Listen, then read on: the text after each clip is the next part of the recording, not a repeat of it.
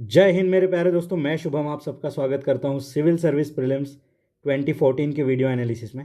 तो चलिए स्टार्ट करते हैं। अब देखिए हमारा जो प्रोसेस है, आपने 2023 से सॉल्व किया होगा, 23, 22, 21। तो जो प्रोसेस था कि अनसॉल्व पीडीएफ आपको पहले खुद से सॉल्व करना है, उसके बाद ही आपको जो यहाँ पे वीडियो सॉल्यूशन देखने आना है। चलिए फर्स्ट क्वेश्चन देखते हैं। What are the significance of practical approach to sugarcane production known as sustainable sugarcane initiative? अब थोड़ा याद करिए 2022 का क्वेश्चन, जहां पे हमने देखा था कि which one of the following crop is least water efficient. Answer क्या था उसका? Sugarcane. ठीक है, अब शुगर केन अगर लीस्ट वाटर इफिशिएंट है, मतलब ये सबसे ज्यादा यूज कर रहा है वाटर को। अब ये सस्टेनेबल शुगर केन इनिशिएटिव, यानी यहाँ पे वाटर का कम से कम यूज हो रहा होगा। ठीक है, यहाँ पे एक वाटर यूज इफिशियंसी बढ़ाने की बात हो रही होगी। अब 4 ऑप्शन से पढ़ते हैं। अब देखिए 4 स्टेटमेंट है। अब ये जो क्वेश्चन है ना, इसे थोड़ा कनेक्ट करिए सिस्टम ऑफ राइस इंटेंसिफिकेशन वाला क्वेश्चन, जो कि 2022 में आया था। ठीक है, इसे देखिए एक 2019 में हमने क्वेश्चन देखा था, जिसमें हमने देखा था कि शुगर केन जो प्लांटेशन से रिलेटेड था। ठीक है, शुगर केन चिप बड टिश्यू कल्चर, ये वाला क्वेश्चन। ठीक है, फिर देखिए हमने 2021 में पर्मा कल्चर वाला क्वेश्चन देखा था, पर्मा कल्चर वाला। फिर देखिए हमने 2016-17 में जो कंजर्वेशन एग्रीकल्चर वाला क्वेश्चन देखा था।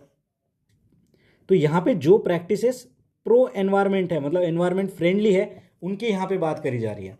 देखिए अभी 4 ऑप्शन है, पहले हम यहाँ पे देखते हैं 1 3 1 2 4 2 3 4 1 2 3 4। फोर्थ से पढ़ना स्टार्ट करते हैं। The scope of intercropping is more in this compare to the conventional method of cultivation. ठीक है, तो देखिए यहाँ पे कन्वेंशनल मेथड के हिसाब से इंटर क्रॉपिंग का ज़्यादा स्कोप है, और इंटर क्रॉपिंग देखिए एक पॉजिटिव मेथड है। ठीक है, there is no application of chemical और inorganic fertiliser at all in this. देखिए नो एप्लीकेशन एट ऑल। अब हमें थोड़ी बताया है कि सस्टेनेबल प्रोडक्शन जो है, सस्टेनेबल शुगर केन इनिशिएटिव में किस सॉइल के ऊपर किया जा रहा है। ये इंडिया के सॉइल में है, यूएसए की सॉइल में है, या फिर वर्टिकल फार्मिंग वाले इसमें है, ग्रीन हाउस गैस वाले जो हमारा पॉली हाउस होता है। ठीक है, उसके अंदर यहाँ पे जो है यहाँ पे कल्टीवेशन लिया जा रहा है, नहीं बताया। ठीक है, तो नो एप्लीकेशन एट ऑल। ऐसी कौन सी सॉइल है यार जिसमें हर एक न्यूट्रिएंट यहाँ पे अवेलेबल होंगे? तो ये इस तरीके से हमें सोचना था, और इसे अगर हटा देते, चलिए थर्ड हटा के देखते हैं। थर्ड अगर हमने हटाया तो ये गया, ये गया, ये गया, बचा क्या? 1 2 का 4। ठीक है, 1 2 का 4। फर्स्ट क्या है? Seed cost is very low as compare to the conventional method. देखिए वेरी लो वर्ड है, बट ये गलत नहीं है। ठीक है, क्योंकि यहाँ पे पॉजिटिव सेंस में बात हो रही है। Drip irrigation can be practice very effectively in this. देखिए वेरी लो, वेरी इफेक्टिव। ठीक है, बट यहाँ पे ये भी कट सकता है, लेकिन जो सबसे ज़्यादा गलत कौन सा है? सबसे ज़्यादा गलत जो है उसे अगर हटाएंगे तो सीधा आंसर आ रहा है। इसलिए चारों ऑप्शन अच्छे से पढ़ने हैं, और तभी जाके यहाँ पे जो है आंसर को हमें टिक करना है। ठीक है, तो देखिए दोस्तों यहाँ पे आंसर है हमारा 1 2 का 4। ये देखिए यहाँ पे लेस सीड यूज़ होता है, लेस वाटर यूज़ होता है। ठीक है, fertilizer and land use efficiency यहाँ पे अच्छी होती है, और इसका जो मेन मकसद है वो है मोर विथ लेस। ठीक है, मोर विथ लेस। बाकी देखिए यहाँ पे ओके, ठीक है, इतना ही काम का है हमारे। नेक्स्ट आगे बढ़ते हैं। If the wetland of international importance is brought under Montreux record. Multiple times जब भी वेटलैंड के ऊपर क्वेश्चन आया, मैंने आपको बताया कि मॉन्ट्रियक्स रिकॉर्ड में हमारे 2 वेटलैंड है। लोकतक लेक कहाँ पे? मणिपुर में। कब देखा था? 2016 वाले क्वेश्चन पे, 15 वाले में देखा था। और केवलादेव घाना नेशनल पार्क। ठीक है, अब मॉन्ट्रियक्स रिकॉर्ड क्या है दोस्तों? जो हमारा रैमसर कन्वेंशन है, इसमें जो वेटलैंड्स है उनमें भी जिस पे ज़्यादा थ्रेट है, यहाँ पे changes in the ecological character have occurred and are likely to occur in wetland as a result of human interference. देखिए wetland, ठीक है, wetland, the country in which wetland is located should enact a law to prohibit any human activity within 5 kilometre from the edge of wetland. देखिए कितना यहाँ पे extreme level का option बनाया है। ठीक है, कितना एक्सट्रीम बनाया है कि 5 किलोमीटर वाला जो एरिया है उसमें प्रोहिबिट ऑल ह्यूमन एक्टिविटी, कोई नहीं जा सकता। ऐसा ही ऑप्शन हमने बाकी भी जगह पे देखने को मिलेगा कि prohibit all the human activity, there is no human interference is allowed. ठीक है, तो ये तो गलत हो गया। अब देखिए आंसर तो हमें मिल गया कि फर्स्ट इज द आंसर, लेकिन बाकी ऑप्शंस भी पढ़ने हैं। क्यों? क्योंकि यहाँ से हमें एग्जामिनर का माइंडसेट समझ आएगा।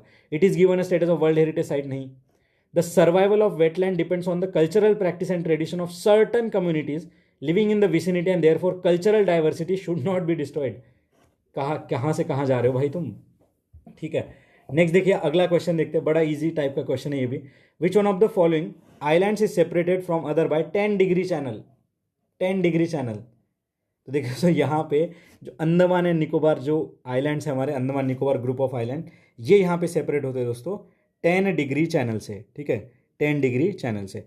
उसके बाद देखिए यहाँ पे जो ऑप्शन है इसमें देखिए जो निकोबार एंड सुमात्रा है, ठीक है, निकोबार एंड सुमात्रा। अब यहाँ पे देखिए हमें क्वेश्चन भी देखने को मिला था, ये देखिए 2014 का क्वेश्चन हम देख रहे हैं, और हमने एक क्वेश्चन देखा था कि ऐसा कौन सा आइलैंड है जो कि हमारे अंडमान एंड निकोबार से सबसे पास है। देखिए निकोबार एंड सुमात्रा। तो आप देख पा रहे हो यहाँ पे किस तरीके से जो है क्वेश्चन का जो क्रक्स है हमें यहाँ पे मिल जाता है PYQ से। तो ये है दोस्तों पावर ऑफ PYQ। अब ये जो निकोबार एंड सुमात्रा, इनके बीच में जो चैनल है इसे क्या कहते हैं दोस्तों? इसे कहते हैं ग्रैंड चैनल, ठीक है, इसे कहते हैं ग्रैंड चैनल। बाकी देखिए मालदीव्स एंड लक्षद्वीप, इनके बीच में कौन सा चैनल है? इनके बीच में देखो 8 डिग्री चैनल, ठीक है, इनके बीच में है, मालदीव्स एंड लक्षद्वीप के बीच में है 8 degree channel. And Sumatra and Java देखिए दोस्तों ये सेपरेट होते हैं सुंदा स्ट्रेट से। तो ये है दोस्तों reverse engineering. Sumatra and Java, Sunda straight, Maldives Lakshadweep 8 degree channel, ये ग्रैंड चैनल ये वाला, और ये हमारा 10 डिग्री चैनल। नेक्स्ट आगे बढ़ते हैं, ठीक है, प्रोग्राम एंड मिनिस्ट्री, ठीक है, programme and ministry tough question है अगर हमें नहीं पता इनके बारे में। तो देखिए दोस्तों यहाँ पे जो national watershed development project ministry of rural development, desert development programme ministry of environment and forest, drought prone area programme ministry of agriculture, ठीक है। तो यहाँ पे देखिए दोस्तों ये जो तीनों के तीनों प्रोग्राम है सारे यहाँ पे गलत मिनिस्ट्रीज के साथ यहाँ पे पेयर करे हुए हैं, ठीक है। अब यहाँ पे हम समझते हैं राइट पेयर क्या होगा। ये जो फर्स्ट ऑप्शन है दोस्तों, ठीक है, ड्रॉट प्रोन एरिया प्रोग्राम, ये मिनिस्ट्री ऑफ रूरल डेवलपमेंट के अंदर है। डेजर्ट डेवलपमेंट प्रोग्राम ये भी मिनिस्ट्री ऑफ रूरल डेवलपमेंट के अंदर है। और जो बचा हुआ हमारा थर्ड है वाटरशेड डेवलपमेंट, ये मिनिस्ट्री ऑफ एग्रीकल्चर के अंदर है। तो याद रखिए तीनों की तीनों मिनिस्ट्री यहाँ पे गलत दे दी है, ठीक है। और स्वैपिंग वाला रूल थोड़ा तो अप्लाई हुआ है, देखिए यहाँ पे मिनिस्ट्री ऑफ रूरल डेवलपमेंट है और यहाँ पे मिनिस्ट्री ऑफ एग्रीकल्चर है। देखिए ये होता है ऑब्जर्वेशन जो आपको सीखना है यहाँ से। देखिए ये यहाँ पे चला गया, ये यहाँ पे आ गया, स्वैप हो गया, ठीक है। डेजर्ट डेवलपमेंट ये एनवायरमेंट का नहीं है, किसका है? अभी हमने देखा मिनिस्ट्री ऑफ रूरल डेवलपमेंट। और देखिए ये जैसे स्वैप हो गया, फिर देखिए 2 ओनली तो हमारे पास ऑप्शन ही नहीं है। देखिए 2 ओनली तो ऑप्शन ही नहीं है। अब जब 2 ओनली ऑप्शन नहीं तो बचा क्या? नन। तो देखिए इस तरीके से एग्जामिनर हमारा फ्रेंड है जो कि हमें हेल्प करता है यहाँ पे क्वेश्चंस को समझने में। अगला क्वेश्चन देखते हैं दोस्तों। अगला क्वेश्चन हमारा है question number 5, Bombay natural history society के बारे में। Bombay natural history society consider the following statement, ठीक है, 3 स्टेटमेंट है। अब देखिए नेचुरल हिस्ट्री सोसाइटी मतलब इसका कोई काम होगा यहाँ पे सोशल कॉज के लिए या फिर किसी चीज़ के लिए, यहाँ पे सारे लोग जो है साथ में आके काम कर रहे होंगे, ठीक है। कहता है it organises and conduct natural trails and camps for general public. देखिए ये इसका फंक्शन बता रहे हैं कि हाँ ये वन ऑफ द फंक्शन है इसका, कि ऑर्गेनाइज करता है और कंडक्ट करता है। मैंने बताया था एम, मिशन, ऑब्जेक्टिव, फंक्शन, ठीक है, मोस्टली हमें सही दिए जाते हैं। It strives to conserve nature through action based approach, education and public awareness. क्या गलत बात की है इसमें? अगर कोई भी एनवायरमेंट रिलेटेड बॉडी है, नेचुरल हिस्ट्री सोसाइटी है ना, तो ये चीज़ तो करती होगी। It is an autonomous organisation under ministry of environment and forest. तो देखिए दोस्तों ये जो है ना, ये पर्टिकुलर स्टेटमेंट ये यहाँ पे गलत है, ठीक है। ये ministry of environment and forest के अंदर नहीं है, ये एक NGO है। अब यहाँ पे आप समझ पा रहे होंगे कि जो NGO होती है उसे बोल देंगे कि ये गवर्नमेंट के अंदर है, ठीक है। अगर वो नॉट फॉर प्रॉफिट बॉडी है, NGO है, तो उसे कह देंगे कि ये यूनाइटेड नेशन का एक विंग है। तो समझ रहे हो आप कैसे यहाँ पे ट्रैप सेट किया जा रहा है, ठीक है, कैसे यहाँ पे जो है ट्रैप सेट किया जा रहा है। तो ये हमें यहाँ पे पता करना है दोस्तों, ठीक है। अभी जो बॉम्बे नेचुरल हिस्ट्री सोसाइटी है कब एस्टेब्लिश हुई थी? 1883 में हुई थी एज अ पब्लिक ट्रस्ट, ठीक है। तो एक ट्रस्ट है जिसमें ये सारी चीज़ें जो है फंक्शन यहाँ पे होते हैं। तो ये सारी चीज़ें हमने यहाँ पे कवर करी है दोस्तों। तो बॉम्बे नेचुरल हिस्ट्री सोसाइटी, ठीक है, ये क्या है? NGO है, ना कि किसी एनवायरमेंट मिनिस्ट्री को हमारे अटैच है, ठीक है। अगला बढ़ते हैं, नेक्स्ट क्वेश्चन है question number 6, global environment facility. कितने बार रिपीट हो गया यार, ग्लोबल एनवायरमेंट फैसिलिटी हमने देखा, उसके बाद एक फूड अलायंस पार्टनर फैसिलिटी, ये भी देखा था हमने 2015 वाले पेपर में, ठीक है। अब ग्लोबल एनवायरमेंट फैसिलिटी यानी फंडिंग की बात होगी। अब क्या कह रहा है? It serve as a financial mechanism for CBD and UNFCCC। Correct है दोस्तों ये, ठीक है। अब ये जो है ना ग्लोबल एनवायरमेंट फैसिलिटी, ये 5 जगह पे पैसा लगाता है अपना, लिख लीजिए UNCCD, ठीक है। UNCCD यानी कि united nation convention to combat desertification, UNFCCC जो कि यहाँ पे हमने देखा, UNCBD कन्वेंशन ऑन बायोडाइवर्सिटी, 3 हो गए। उसके बाद यहाँ पे देखिए दोस्तों जो स्टॉकहोम कन्वेंशन है, स्टॉकहोम कन्वेंशन जिसमें परसिस्टेंट ऑर्गेनिक पोल्यूटेंट की बात करी जाती है उसमें। एंड लास्ट देखिए यहाँ पे मीनामाटा, ठीक है। मीनामाटा कन्वेंशन क्या है? ये मर्क्यूरी को फेज आउट करने की बात करता है। तो इन 5 जगह पे जो है यहाँ पे पैसा लगाया जाता है, किसके द्वारा? ग्लोबल एनवायरमेंट फैसिलिटी के द्वारा, ठीक है। तो ये जो GEF है दोस्तों, ये 1992 का जो अर्थ समिट हुआ था ना, वहाँ पे जो है इसके बारे में बात करी गई थी, और इसका जो हेडक्वार्टर है ग्लोबल एनवायरनमेंट फैसिलिटी का वो है वॉशिंगटन में, ठीक है, वॉशिंगटन। अब यहाँ पे देखिए ग्लोबल एनवायरनमेंट फैसिलिटी हमने देखा, एक हमने ग्रीन क्लाइमेट फंड देखा था, ठीक है, 2015 में। तो कन्फ्यूज मत होइए ग्लोबल एनवायरनमेंट फैसिलिटी और इसके बीच में, ठीक है। और ये देखिए, ये 5 तो चीज़ें हमने देखी, और ये और सपोर्ट करता है ओजोन डिप्लेशन वाली चीज़ को, ठीक है। और आगे चल के अगर ऐसे ऑप्शन बन जाते हैं ना कि it works in which sector, तो मोस्टली प्रो एनवायरनमेंट वाले हर चीज़ में इसका जो है रोल कहीं ना कहीं तो होगा, ठीक है। तो ये थोड़ा आप जो है यहाँ पे ध्यान रखेंगे। अब देखिए next option, it undertake the scientific research on environment, नहीं, ठीक है। ये तो देखिए यहाँ पे पैसा देता है। It is agency of OECD, नहीं, OECD कितने मल्टीपल बाहर आ चुका है देख लीजिए, और OECD एक इकोनॉमिक बॉडी है, और यहाँ पे इसको एनवायरनमेंट के साथ जोड़ दिया। मतलब जो ट्रैप यहाँ पे सेट करे जा रहे हैं वो सेम वही है, कुछ यहाँ पे नया है नहीं, तो समझिए आप, यहाँ पे ईयर बाय ईयर वही चीज़ चल रही है। नेक्स्ट देखते हैं हम लोग, क्वेश्चन नंबर 7 क्या कह रहा है। 3 स्टेटमेंट है यहाँ पे, पढ़ते हैं हम लोग। India has manufacturing base for solar thermal technology and not for photovoltaics. अब देखिए क्वेश्चन हमने देखा था सोलर वाला ही, कि India has the 3rd largest production in silicon chips, और जो था सोलर वेफर या सिलिकॉन चिप्स ऐसा करके था, और दूसरा स्टेटमेंट था solar energy corporation of India से रिलेटेड, याद करिए वो क्वेश्चन, ठीक है।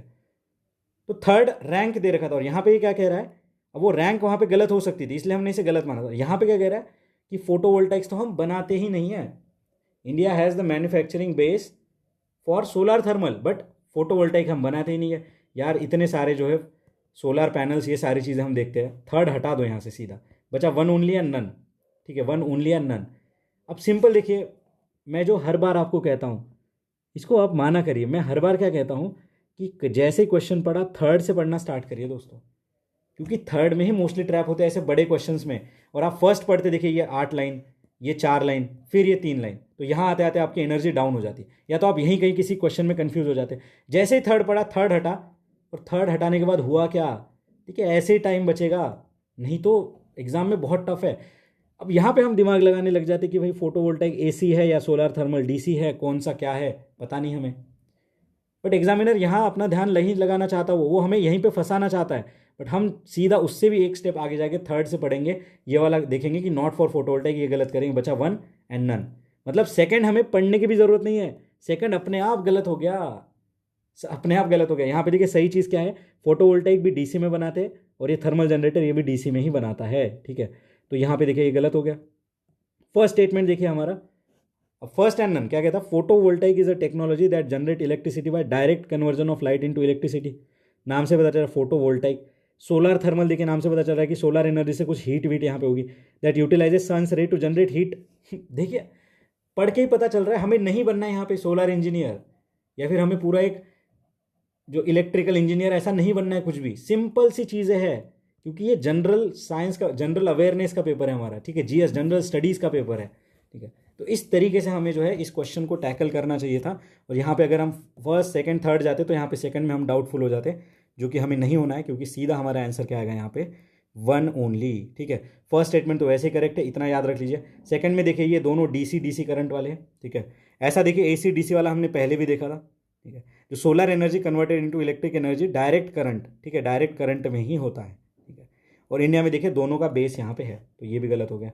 अब यहाँ पे आंसर आ गया 1 ओनली।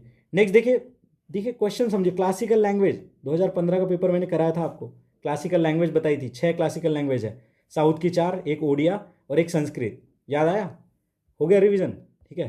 तो यहाँ पे कह रहा है कि which one of the above is a classical language, सीधा हटाओ, साउथ की 2 लैंग्वेज है, आंसर आ गया 2 and 3। कुछ करने की भी ज़रूरत नहीं है। और रिसेंटली कौन सा ऐड हुआ है, ये कौन सा ऐड हुआ है, ओडिया। कब पूछा, 2015 में। ये 2014 का पेपर हम देख रहे हैं, तो आप समझ रहे हो कि किस तरीके से यहाँ पे क्वेश्चंस बने जा रहे हैं, ठीक है। तो सीधा देखिए क्लासिकल लैंग्वेज हमने डिटेल में ऑलरेडी 2015 में देख लिया था, तो आगे बढ़ते हैं।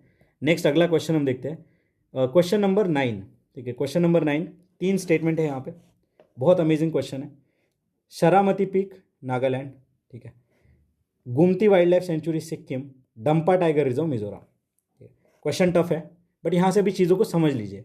अगर आपने ये गुमती, डंपा, सारामती ये नहीं पढ़ रखा है, कोई टेंशन की बात नहीं है। PYQ से हमें चीज़ों को समझना है, ठीक है। यहाँ पे ऐसा नहीं कि ईगो पे ले लेना है कि यार हमने तो पढ़ा ही नहीं, ये क्वेश्चन तो बड़ा ही टफ आ गया, हमारी तो तैयारी नहीं है, नहीं। अभी इस तरीके से इस क्वेश्चन को याद कर लो ना, आगे चल के अगर इससे रिलेटेड कुछ भी आ जाता है ना तो हमारा गलत नहीं होना चाहिए। तो देखिए दोस्तों, यहाँ पे जो क्वेश्चन है, ठीक है, यहाँ पे जो आंसर है हमारा 1 एंड 3, ये जो डंपा टाइगर रिजर्व है मिजोरम में सिचुएटेड है, ठीक है। और ये जो गुमती वाइल्ड लाइफ सेंचुरी सिक्किम में नहीं दोस्तों, ये कहाँ पे, त्रिपुरा में सिचुएटेड है। और शारामती पीक कहाँ पे, ये हमारे नागालैंड में है, ठीक है, ये हमारे नागालैंड में है। इतना ही याद रखिए, इसमें ज़्यादा हमें जो है डिटेल में पीएचडी करने की ज़रूरत नहीं है। और जो मिजोरम है दोस्तों, इसे दूसरा नाम है मोलासेस बेसिन। अब ये मैं कहाँ से बता रहा हूँ, ये डायरेक्टली एनसीईआरटी में जब मैंने चीज़ें सर्च करी वहाँ से मैं आपको बता रहा हूँ, मिजोरम को मोलासेस बेसिन भी कहते हैं, ठीक है। यहाँ पे आंसर है हमारा 1 एंड 3, यही चीज़ हमें जाननी है। नेक्स्ट आगे बढ़ते हैं, अगला क्वेश्चन देखिए क्या कह रहा है। वेटलैंड इंटरनेशनल, कंजर्वेशन इंटरनेशनल मैंने आपको बताया, एमनेस्टी इंटरनेशनल बताया, इंटरनेशनल वर्ड लग गया, मतलब ये क्या हो गया, एक इंटरनेशनल एनजीओ है। सेकंड पढ़ते हैं, इट वर्क्स, देखिए इसका फंक्शन बता रहा है भाई, फंक्शन बता रहा है, ऑब्जेक्टिव बता रहा है। It works at the field level to develop and mobilize knowledge and use of practical experience to advocate for better policy, ठीक है। पॉजिटिव बात कर रहा है, कोई यहाँ पे जो है ज़्यादा एक्सट्रीम बात नहीं करी। फर्स्ट पढ़ते, इट इज़ इंटर गवर्नमेंटल, कर दिया यहीं पे सत्यानाश, यही तो नहीं करना था भाई, हमें समझ आ चुका है अभी लॉजिक सारा। ये इंटर गवर्नमेंटल नहीं है, तो एनजीओ है, वेटलैंड इंटरनेशनल। और रामसर कन्वेंशन कहाँ लेके आ गए यहाँ पे, ठीक है। तो यहाँ पे जो है सीधा आंसर आ गया हमारा 2 ओनली। तो देखिए ऐसे भी क्वेश्चंस अभी आएंगे। अब देखिए हमने 2023 से 2014 तक आ चुके हैं, तो इतना फास्ट हम पेपर सॉल्व कर पा रहे हैं, क्यों, क्योंकि अभी हमारे माइंड में चीज़ें कनेक्ट हो चुकी है, और ये कनेक्शन ही ज़रूरी है। यहाँ पे हर एक ऑप्शन पे पीएचडी मत करने लग जाइए, भावनाओं में नहीं बहना है दोस्तों। 11,000 क्वेश्चन कराऊंगा, हर एक चीज़ 3 से 4 बार रिवाइज हो जाएगी। बस हौसला बनाए रखिए और जो प्रोसेस में बता रहा हूँ उसे फॉलो करिए, ठीक है। अब यहाँ पे अगर मैं चाहूँ तो गुमती वाइल्ड लाइफ सेंचुरी के ऊपर 4 लाइन आपको बता सकता हूँ, यहाँ पे 5 लाइन बता सकता हूँ, बट नहीं करना है, इतना इतना नहीं करना है।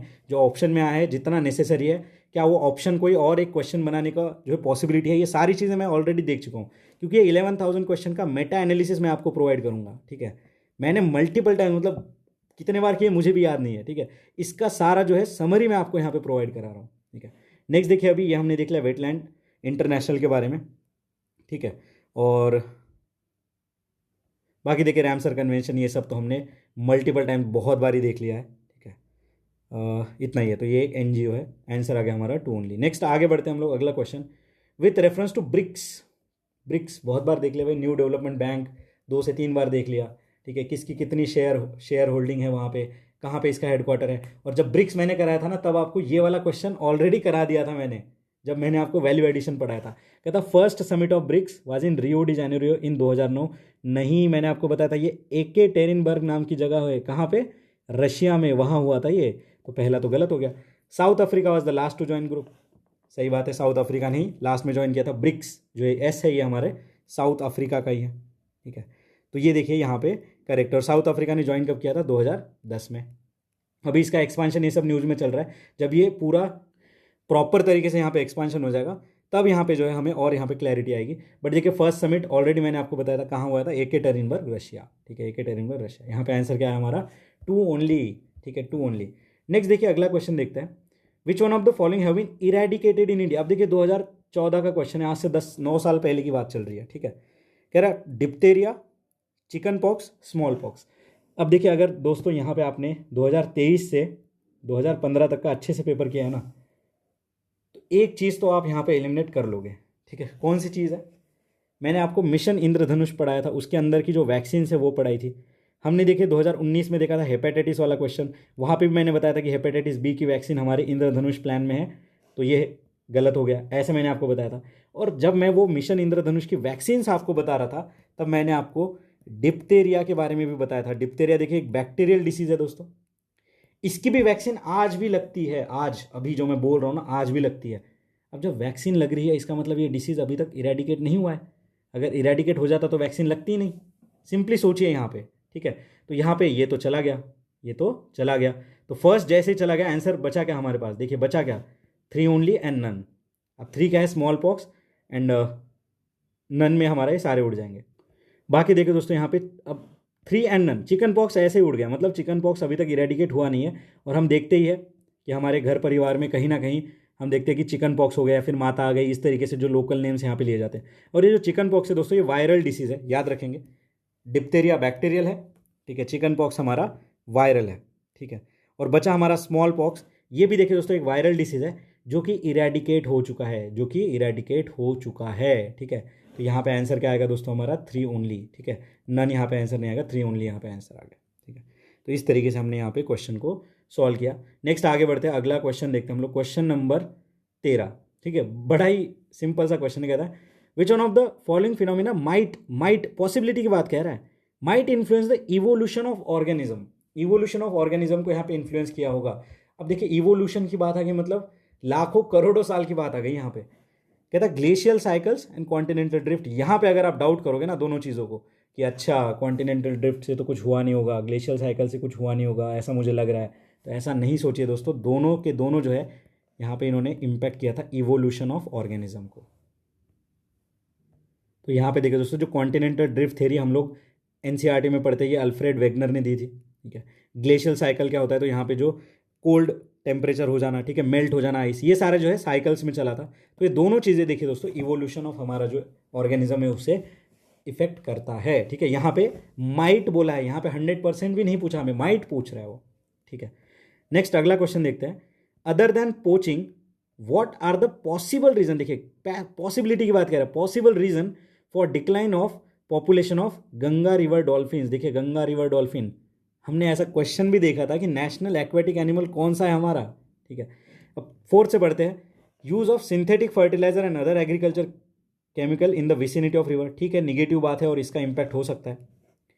Getting trap in the fishing net accidentally अगर ट्रैप हो जाते हैं, ठीक है, हो सकता है।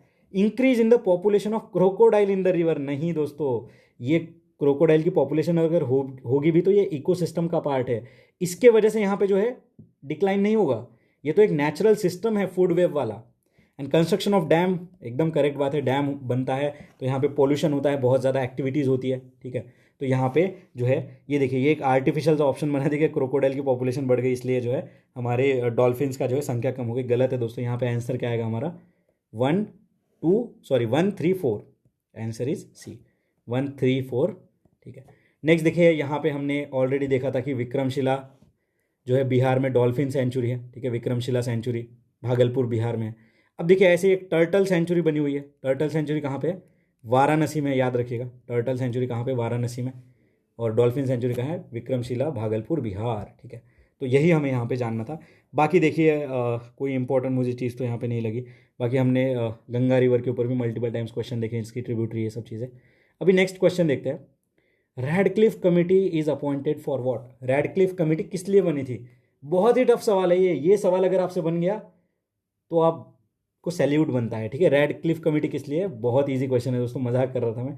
ये इंडिया एंड पाकिस्तान के बीच में बाउंड्री डिसाइड करने के लिए बनी थी। Solve the problem of minorities in India, ये ऑप्शन किसे दर्शाता है, ये देखिए नेहरू लियाकत पैक्ट जो हुआ था ना इंडिपेंडेंस के बाद, इसे दर्शाता है कि माइनॉरिटीज़ के जो है हित में यहाँ पे काम किया जाएगा।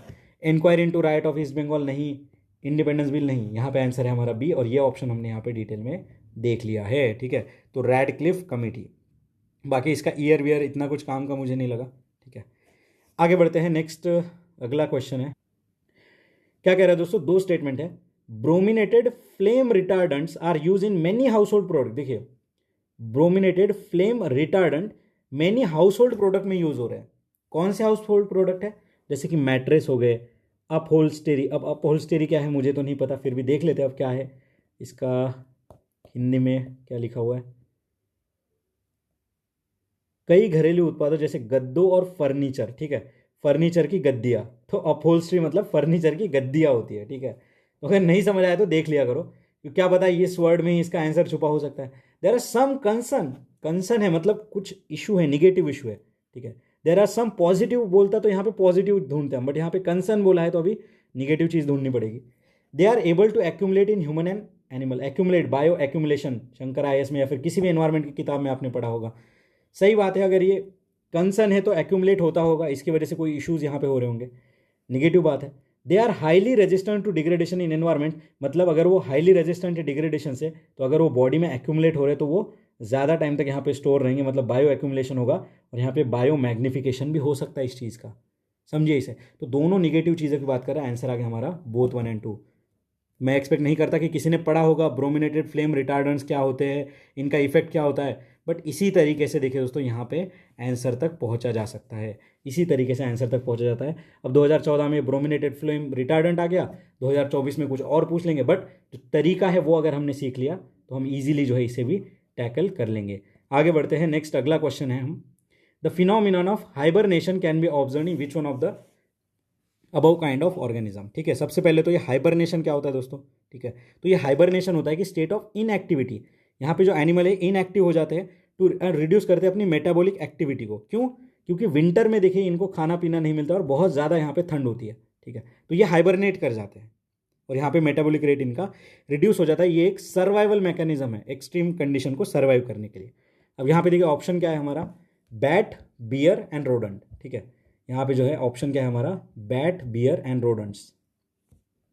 और यहाँ पे थोड़ा ऑप्शन ऑब्जर्व करिए, जो मैंने एक सिंपल सा ऑब्जर्वेशन आपको बताया था। देखिए 1 2 3 यहाँ पे सी में है ना कि डी में। और यहाँ पे देखिए दोस्तों तीनों में यहाँ पे हाइबरनेशन होता है, रोडेंट्स में यानी चूहों में, बियर्स यानी भालू, बैट्स यानी हमारे क्या कहते हैं उसे, चमगादड़, चमगादड़ जो भी है। ठीक है, तो यहाँ पे आंसर है हमारा 1 2 3। तो हाइबरनेशन हमने देखा और इससे रिलेटेड जो है एनिमल्स भी हमने यहाँ पे देख लिए हैं। ठीक है, अगला क्वेश्चन देखिए हमारे इंडियन पॉलिटी का है, लार्जेस्ट कमेटी कौन सी हमारे पार्लियामेंट की, ऐसा पूछा है। बहुत ही ईजी क्वेश्चन, मैं इसे कहूँगा largest committee by the means of member. ठीक है, तो यहाँ पे देखिए दोस्तों सीधा आंसर है हमारा कमेटी ऑन एस्टिमेट। इसमें कितने मेंबर होते हैं बताइए। इसमें देखिए दोस्तों 30 मेंबर होते हैं। कहाँ से? सारे जो मेंबर होते हैं वो लोकसभा से होते हैं, यहाँ पे राज्यसभा के मेंबर नहीं होते हैं। ठीक है, इसका काम क्या है, एस्टिमेट जो है इसकी economy and efficiency in expenditure को देखना। ठीक है, इनको देखना। नेक्स्ट देखिए कमेटी ऑन पब्लिक अकाउंट, इसके बारे में हमने ऑलरेडी देखा था। देखिए लीडर ऑफ अपोजिशन देखिए इसके चेयरमैन बनते हैं, ये कन्वेंशन के हिसाब से बनता है। इसमें देखिए 22 मेंबर है, जिसमें से 15 लोकसभा से आएंगे और 7 राज्यसभा से आएंगे। मिनिस्टर इसका मेंबर नहीं बन सकता है। और जो चेयरमैन होता है ये अपॉइंट कौन करेंगे, स्पीकर। ठीक है, स्पीकर यहाँ पे जो है अपॉइंट करेंगे। नेक्स्ट देखिए इन्हें जो है कैग का सपोर्ट होता है। ठीक है, फ्रेंड, फिलोसोफर एंड गाइड होता है कैग इनका।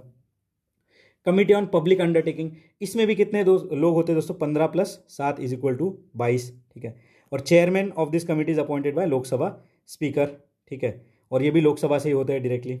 बाकी देखिए नेक्स्ट कमिटी ऑन पेटिशन, तो ये इतना कोई इंपॉर्टेंट नहीं है। ठीक है, इसमें देखिए 15 मेंबर होते हैं फ्रॉम लोकसभा एंड 10 होते हैं हमारे राज्यसभा से। ठीक है, और इनके चेयरमैन भी स्पीकर ही नॉमिनेट करते हैं।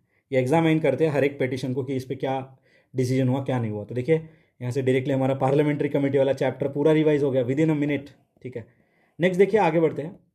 ये क्वेश्चन जो है ना, ये याद रखिए, ये एज इट इज़ रिपीटेड है। ठीक है, 2011-12 में पहले ही ये आ चुका है। कहता है विच one of the following add CO2 add कर रहा है। ठीक है, और हमें इतना पता है फोटोसिंथेसिस वाली रिएक्शन में CO2 कंज्यूम होता है। अगर आपने 10वीं तक भी अगर अच्छे से साइंस पढ़ा है तो ये चीज़ तो हमें पता है कि CO2 + वाटर मिल के ही यहाँ पे कार्बोहाइड्रेट बनता है, जो कि फोटोसिंथेसिस में यूज़ होता है। ठीक है, और प्लांट देखिए हमारे CO2 को कंज्यूम करते हैं ड्यूरिंग फोटोसिंथेसिस। तो थर्ड हटा दीजिए, बचा के 2 and 1 2 का 4। अब देखिए यहाँ पे ऐड CO2, अब देखिए 2 and 1 2 क्या है हमारा, रेस्पिरेशन। ठीक है, रेस्पिरेशन में तो हम CO2 इमिट ही होता है। अब volcanic action and decay of organic matter, यहाँ पे कार्बन डाइऑक्साइड कहाँ रिलीज होता है, तो देखिए समझिए यार, सिंपल वॉल्केनिक एक्शन में कितने सारे यहाँ पे पोल्यूटेंट्स रिलीज होते हैं, कितने सारे होते हैं। यहाँ पे मीथेन हो जाता है, ठीक है, SO2 हो जाता है, NO2 हो जाता है, कुछ भी हो सकता है वॉल्केनिक एक्टिविटी में। और यहाँ पे बताया थोड़ी है कौन सा वॉल्केनो है या यहाँ पे कोई स्पेसिफिक चीज़ दे रखी, सिंपल बोल दिया वॉल्केनिक एक्शन।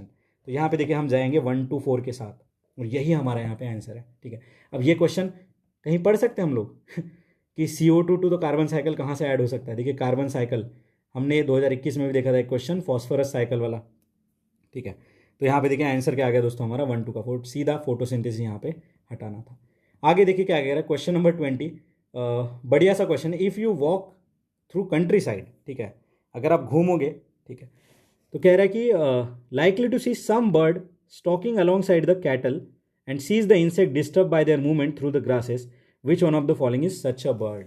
ठीक है, ऐसा बर्ड कौन सा है, ऐसा पूछ रहा है ये। ठीक है, तो यहाँ पे देखिए दोस्तों आंसर है हमारे जो है ब्लैक नेकेड क्रेन, कॉमन मैना एंड पेंटेड स्टॉर्क। ठीक है, पेंटेड स्टॉर्क। अब सोचिए इसमें, अब देखिए दोस्तों क्वेश्चन टफ है, बट इस तरीके से अगर थोड़ा हम हमारा थिंकिंग डेवलप करें ना, क्या कह रहा है कंट्री साइड, यहाँ पे ये नहीं बोला कि कौन से एरिया में कौन से जगह पे हम घूम रहे हैं। ठीक है, कौन से जगह पे कौन से एरिया में हम यहाँ पे घूम रहे हैं। ठीक है, अब यहाँ पे देखिए कॉमन मैना, नाम में क्या है कॉमन मैना, और मैना देखिए हमारे ऑल ओवर इंडिया में कहीं भी दिख जाती है। ठीक है, मैना। तो यहाँ पे अगर मुझे आंसर लगाना है या फिर अगर आपको आंसर सोचना भी था तो जिस ऑप्शन में 2 है ना वो हमारा आंसर होना चाहिए था। और देखिए एग्जामिनर यहाँ पे थोड़ा जो है टफ हो गया, उसने 3 ऑप्शन में 2 है, ठीक है। फिर हमारा ये गलत हो गया यहाँ पे। फिर देखिए painted stork and black naked crane, ठीक है, ब्लैक नेकेड क्रेन। अब यहाँ पे देखिए दोस्तों, ये जो ब्लैक नेकेड क्रेन है दोस्तों, ये हमारे ट्रांस हिमालयन रीजन में मिल जाता है, ठीक है, अरुणाचल प्रदेश लद्दाख मतलब हायर माउंटेन में मिलता है, तो ये कंट्री साइड में नहीं मिलेगा। देखिए क्वेश्चन टफ है, ठीक है, अगर इसे अटेम्प्ट नहीं करना है तो आप स्किप भी कर सकते हो। बस मैं बता रहा हूँ कि जो ब्लैक नेकेड क्रेन है ये ट्रांस हिमालय वाले रीजन में जैसे अरुणाचल प्रदेश लद्दाख में मिलेगा, तो ये कंट्री साइड नहीं मिलेगा। पेंटेड स्टार्क देखिए दोस्तों, ये फिश ईटिंग बर्ड है, फिश ईटिंग बर्ड है, ठीक है, और ये इंसेक्ट पे नहीं जो है सर्वाइव करता है। तो यहाँ पे आंसर क्या है हमारा, 2 only is the correct answer. One of the toughest question मैं कहूँगा। अब इस क्वेश्चन को थोड़ा हम कनेक्ट कर सकते हैं जो 2023 में आया था ओरंगुटान वाला, कि ये एक जानवर है जो कि लकड़ी से कीड़े जो है निकालता है वुड में से और खाता है, ठीक है, वो ओरंगुटान वाला क्वेश्चन, ठीक है। तो इस तरीके से यहाँ पे क्वेश्चन कनेक्ट कर सकते हैं। 2021 में भी आया था कि ऐसा कौन सा जानवर है जो कि पूरी तरीके से रोल हो जाता है फॉर प्रोटेक्शन अगेंस्ट एनिमी, ठीक है। तो इस तरीके से देखिए हम यहाँ पे आंसर तक पहुँच सकते हैं। चलिए दोस्तों अभी इस वीडियो को यहीं तक रखते हैं। अभी नेक्स्ट वीडियो में हम अगला जो है अगले क्वेश्चन यहाँ पे डिस्कस करेंगे। तब तक के लिए पढ़ते रहिए, मुस्कुराते रहिए, मिलते हैं ब्रेक के बाद। धन्यवाद।